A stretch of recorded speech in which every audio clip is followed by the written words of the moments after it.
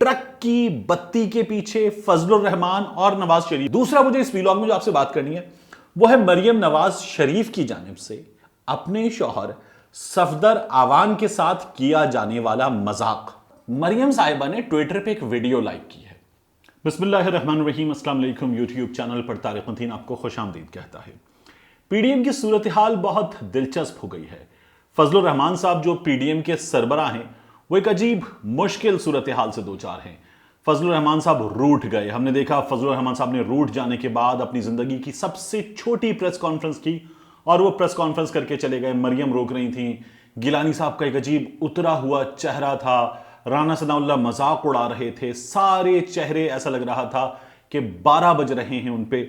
और उस सूरत हाल के बाद जो है फजलुर रहमान साहब मुसलसल राब्ते में हैं। लंदन में फजलुर रहमान साहब मुसलसल राब्ते में हैं। कराची में आसिफ अली जरदारी से भी, क्योंकि फजलुर रहमान साहब बहुत मजबूर हो चुके हैं।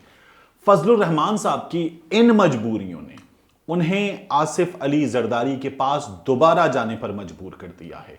वो एक बार फिर आसिफ अली जरदारी के पास पहुंच गए हैं। उनसे कह रहे हैं कि आप अपने फैसले पे गौर करें, नजर सानी करें, आपका यह फैसला ठीक नहीं है।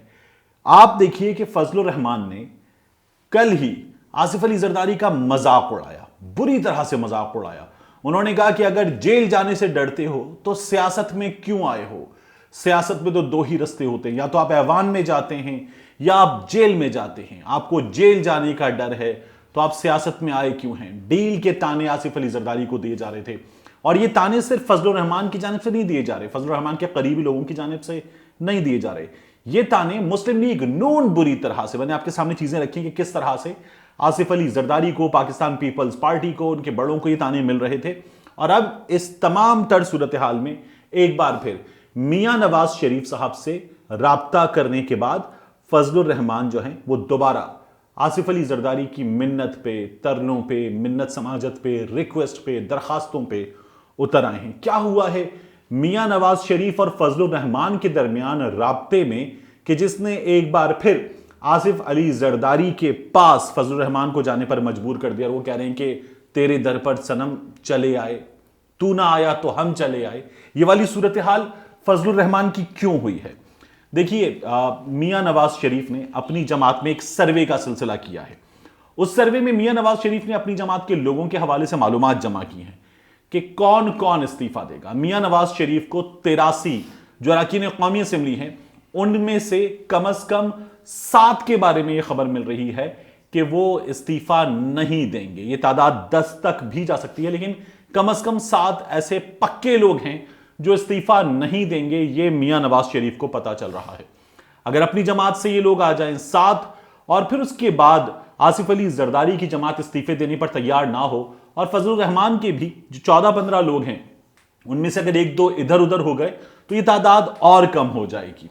इस सूरत हाल में आसिफ अली जरदारी साहब को फजलुर रहमान ने नई ऑफर्स दी हैं रिक्वेस्ट के साथ साथ, और कहा कि इस्तीफे दे दें, आप हमारे साथ इस्तीफे दे दें और आप जो है वो अपनी सीईसी में जाइए, उनसे बात कीजिए, राब्ता कीजिए और उनको इस बात पे कन्विंस कीजिए कि वो आपकी बात माने। आप पार्टी हेड हैं, आप उनको मनाइए।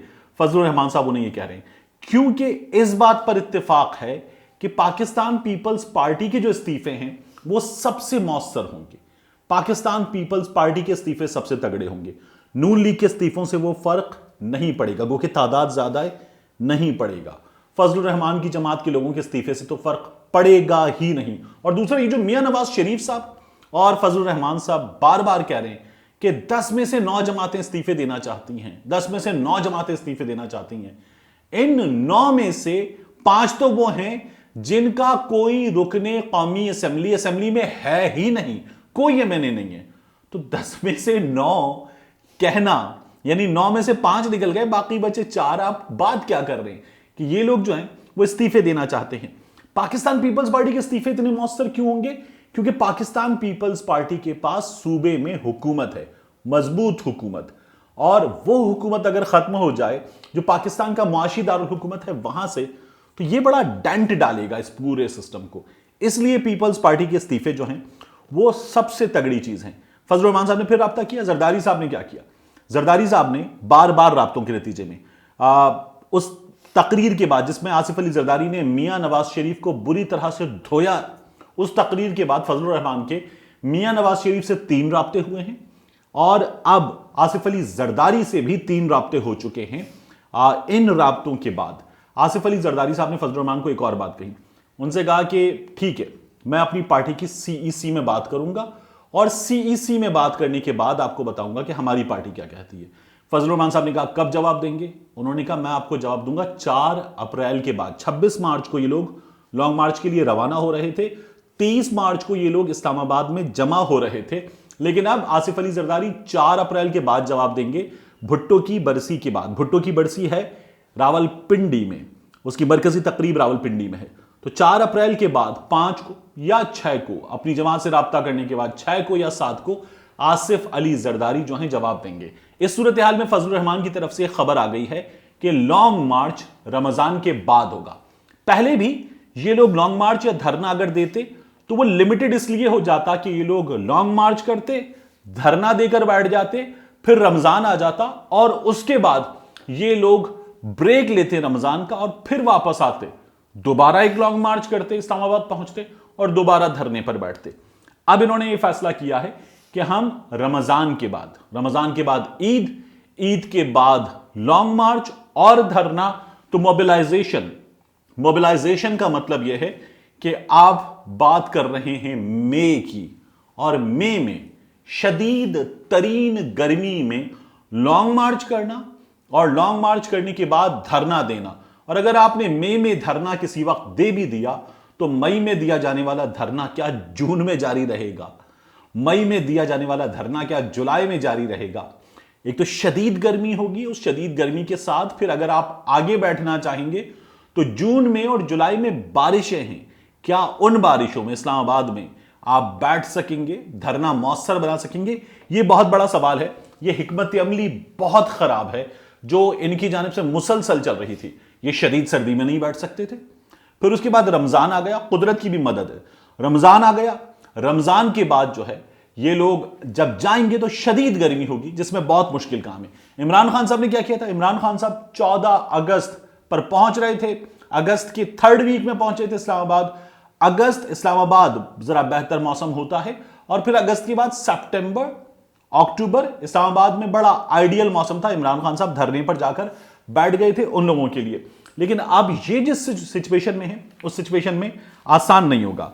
तो जरदारी साहब ने जो है वो मजीद वक्त मांगा है और कहा है कि हम कोई दरमियानी रास्ता निकालेंगे। हम चाहते नहीं हैं कि हम आपके इस इत्तेहाद से अलग हों, हम इस इत्तेहाद में रहना चाहते हैं। ट्रक की बत्ती के पीछे फजलुर रहमान और नवाज शरीफ को आसिफ अली जरदारी ने एक बार फिर लगा दिया। दूसरा मुझे इस व्लॉग में जो आपसे बात करनी है वो है मरियम नवाज शरीफ की जानिब से अपने शौहर सफदर आवान के साथ किया जाने वाला मजाक।